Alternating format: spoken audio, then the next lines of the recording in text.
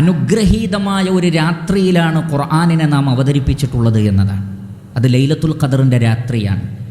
1000 മാസങ്ങളെക്കാൾ ശ്രേഷ്ഠതയുള്ള ലൈലത്തുൽ ഖദറിൻ്റെ രാത്രിയിൽ അള്ളാഹു ഖുർആൻ അവതരിപ്പിച്ചിട്ടുണ്ടെങ്കിൽ അത് ഖുർആനിൻ്റെ മഹത്വമാണ് സൂചിപ്പിക്കുന്നത്, അതിൻ്റെ വലിപ്പമാണ് സൂചിപ്പിക്കുന്നത്. പക്ഷേ പരിശുദ്ധ ഖുർആനിനെ പലപ്പോഴും പരിഗണിക്കേണ്ടുന്ന രൂപത്തിൽ മുസ്ലിം ഉമ്മത്ത് പരിഗണിക്കുന്നില്ല എന്നതാണ് യാഥാർത്ഥ്യം. അതുകൊണ്ട് ഖുർആനിനെ നാം പരിഗണിക്കണമെങ്കിൽ ആദ്യം ഖുർആനിൻ്റെ വലിപ്പം എന്താണ് എന്ന് നമ്മൾ അറിയണം. ഖുർആനിനെ സംബന്ധിച്ച് അല്ലാഹു സുബ്ഹാനഹു വ തആല പറയുന്നത് ഇന്നഹു ലഖുർആനുൻ കരീം, മാന്യതയേറിയ ഒരു ഖുർആനാകുന്നു എന്നാണ്. ബൽ ഹുവ ഖുർആനുൻ മജീദുൻ, മഹത്വമേറിയ ഖുർആനാകുന്നു എന്നാണ്. വ ഇന്നഹു ലകിതാബുൻ അസീസ്, പ്രതാപമേറിയ ഗ്രന്ഥം എന്നാണ് അല്ലാഹു സുബ്ഹാനഹു വ തആല പറയുന്നത്. കിതാബുൻ മുബീൻ, എല്ലാ കാര്യങ്ങളും വിശദീകരിക്കുന്ന ഗ്രന്ഥം എന്നാണ്. കിതാബുൻ ഉഹ്കിമത് ആയാതുഹു, അതിലെ വചനങ്ങളിലെല്ലാം തന്നെ തത്വജ്ഞാനവും വിധിവിലക്കുകളും നിറഞ്ഞു നിൽക്കുന്നു. കിതാബുൻ ഫുസ്സിലത് ആയാതുഹു, അതിലെ ഓരോ ആയത്തുകളും വ്യക്തമായി വിശദീകരിക്കപ്പെട്ടിരിക്കുന്നു. ഹാദാ ദിക്റുൻ മുബാറകുൻ, അനുഗ്രഹീതമായ ഒരു ഉത്ബോധന ഗ്രന്ഥമാകുന്നു പരിശുദ്ധ ഖുർആൻ. അൽ ഫുർഖാൻ, സത്യത്തെയും അധർമ്മത്തെയും അസത്യത്തെയും എല്ലാം വേർതിരിച്ചു മനസ്സിലാക്കി തരുന്നു. ഇങ്ങനെയെല്ലാമുള്ള ഗ്രന്ഥമാണ് പരിശുദ്ധ ഖുർആൻ. എന്തുകൊണ്ടാണ് പരിശുദ്ധ ഖുർആൻ അങ്ങനെ ആയത്? അല്ലാഹു സുബ്ഹാനഹു വ തആല പറയുന്നു, തൻസീലും മിർ റബ്ബിൽ ആലമീൻ, ലോകരക്ഷിതാവായ അല്ലാഹുവിൽ നിന്ന് അവതരിപ്പിക്കപ്പെട്ടതാണ്. തൻസീലും മിനർ റഹ്മാനിർ റഹീം, പരമകാരുണ്യകനും കരുണാവാരിധിയുമായ അല്ലാഹുവിൽ നിന്നുള്ളതാണ്. തൻസീലും മിൻ ഹകീമിൻ ഹമീദ്, സ്തുത്യർഹനും അഗാധജ്ഞനുമായ അല്ലാഹുവിൽ നിന്നുള്ളതാണ്. തൻസീലുൽ കിതാബി മിനല്ലാഹിൽ അസീസിൽ അലീം, എല്ലാം അറിയുന്ന പ്രതാപശാലിയായ അല്ലാഹു സുബ്ഹാനഹു വ തആലയിൽ നിന്നുള്ളതാണ്. തൻസീലുൽ കിതാബി മിനല്ലാഹിൽ അസീസിൽ ഹകീം, പ്രതാപിയും അഗാധജ്ഞനുമായ അല്ലാഹു സുബ്ഹാനഹു വ തആലയിൽ നിന്നുള്ളതാണ്. മില്ലദുൻ ഹകീമിൻ ഖബീർ, സൂക്ഷ്മജ്ഞാനിയും അഗാധജ്ഞനുമായ അല്ലാഹു സുബ്ഹാനഹു വ തആലയിൽ നിന്നുള്ളതാണ്. അപ്പോൾ ഇങ്ങനെയെല്ലാമുള്ള വിശേഷണങ്ങളുള്ള അള്ളാഹുവിൽ നിന്ന് അവതരിപ്പിക്കപ്പെട്ട ഒരു ഗ്രന്ഥത്തിന് എങ്ങനെ മഹത്വമില്ലാതിരിക്കും? അതുകൊണ്ടാണ് അല്ലാഹു സുബ്ഹാനഹു വ തആല ചില വെല്ലുവിളികൾ ഖുർആനുമായി ബന്ധപ്പെട്ട് നടത്തുന്നുണ്ട്. വലൗ കാന മിൻ ഇൻദി ഗൈരില്ലാഹ് ലവജദൂ ഫീഹി ഇഖ്തിലാഫൻ കസീറ, അള്ളാഹുവിൽ നിന്നല്ലായിരുന്നു ഖുർആനെങ്കിൽ നിങ്ങൾക്കതിൽ ധാരാളം വൈരുദ്ധ്യങ്ങൾ കാണാൻ കഴിയുമായിരുന്നു. ഒരൊറ്റ വൈരുദ്ധ്യവും ഖുർആനിൽ കാണാൻ കഴിയില്ല. ലാ യഅതീഹിൽ ബാത്തിലു മിൻ ബൈനി യദൈഹി വലാ മിൻ ഖൽഫി, അതിൻ്റെ മുന്നിലൂടെയോ അതിൻ്റെ പിറകിലൂടെയോ വ്യർത്ഥമായതൊന്നും ഖുർആനിൽ ഇല്ല. മനുഷ്യരും ജിന്നുകളും ഒരുമിച്ച് കൂടിയാൽ പോലും ലാ യഅതൂന ബിമിസ്ലിഹി വലൗ കാന ബഅദുഹും ലിബഅദിൻ ളഹീറ, ജിന്നുകളും മനുഷ്യരും പരസ്പരം സഹകരിച്ചാൽ പോലും ഖുർആനിനെ പോലെ ഒരു അധ്യായം കൊണ്ടുവരിക സാധ്യമല്ല.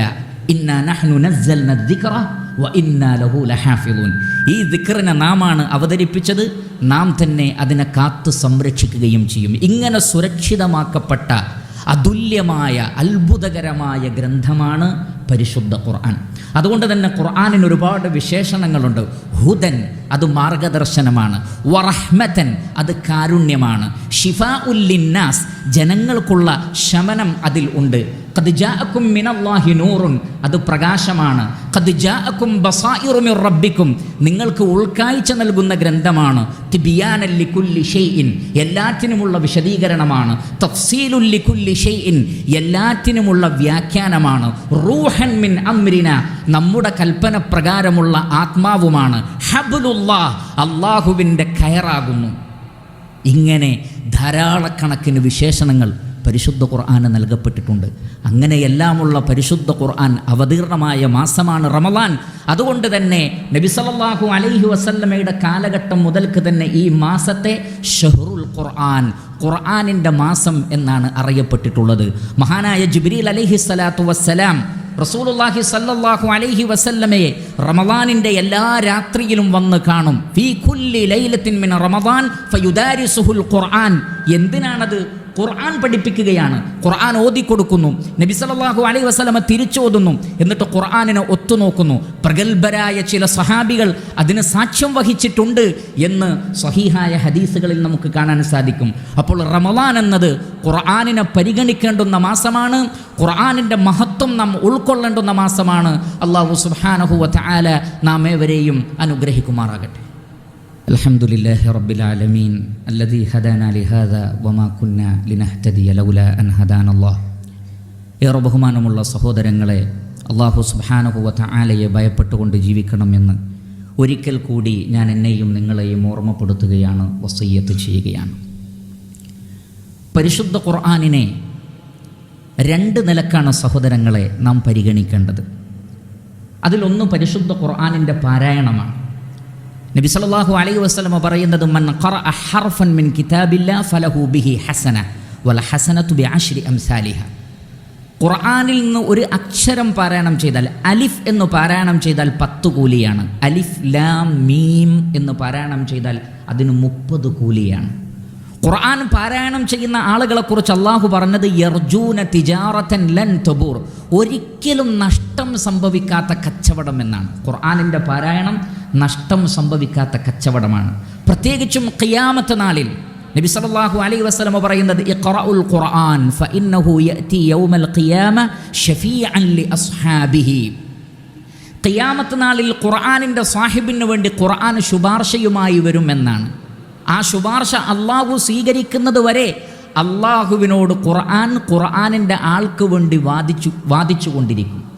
ഖബറിൽ നിന്ന് എഴുന്നേൽക്കുമ്പോൾ തന്നെ കണ്ടുമുട്ടുന്നത് ഖുർആനിനെയാണ്. ഖുർആൻ പറയും, അന സാഹിബുക്കൽ ഖുർആൻ, നീ എപ്പോഴും ജീവിതത്തിൽ പാരായണം ചെയ്തുകൊണ്ടിരുന്ന നിന്റെ കൂട്ടുകാരനായ ഖുർആനാണ് ഞാൻ എന്ന് പറയപ്പെടും.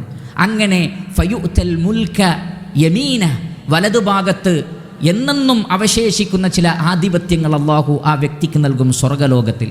വൽ ഖുൽദ ബിഷിമാലി, നിത്യവാസം ഇടതുഭാഗത്തും നൽകും. വയൂളഉ അലാ റഅസിഹി താജുൽ വഖാർ, ബഹുമാനത്തിൻ്റെ ആദരവിൻ്റെ കിരീടം തലയിൽ വെച്ചു കൊടുക്കുകയും ചെയ്യും. ആ വ്യക്തിക്ക് മാത്രമല്ല, വയുക്സ വാലിദാഹു ഹുല്ലതാൻ, ആ വ്യക്തിയുടെ മാതാപിതാക്കൾക്ക് വരെ വമ്പിച്ചതായ ആഭരണങ്ങളും ഉടയാടകളും വസ്ത്രങ്ങളും അണിയിക്കപ്പെടും. ഇതൊക്കെ പരിശുദ്ധ ഖുർആനിൻ്റെ ആളുകൾക്കുള്ളതാണ്.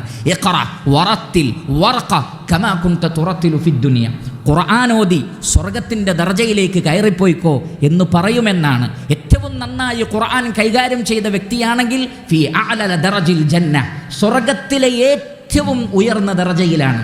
അതുകൊണ്ട് സഹോദരങ്ങളെ, പരിശുദ്ധ ഖുർആനിൻ്റെ പാരായണത്തിൽ നിന്ന് ഒരിക്കലും അലസത കാണിച്ച് മടിയന്മാരായി നമ്മൾ മാറി നിൽക്കാൻ പാടില്ല. അതിനേക്കാൾ പ്രധാനപ്പെട്ടതാണ് ഖുർആനിനെ ഇത്തിബാ ചെയ്യുക എന്നത്. അല്ലാഹു സുബ്ഹാനഹു വ തആല പറയുന്നത്, വഹാദാ കിതാബുൻ അൻസൽനാഹു മുബാറകുൻ ഫത്തബിഉ, ഈ ഖുർആൻ അനുഗ്രഹീതമായ ഗ്രന്ഥമാണ്, അതുകൊണ്ട് എന്ത് വേണം? ഫത്തബിഉ, ഇത്തിബായി ചെയ്യണം. ഖുർആനിനെ ഫോളോ ചെയ്താൽ ബറക്കത്തുണ്ട്.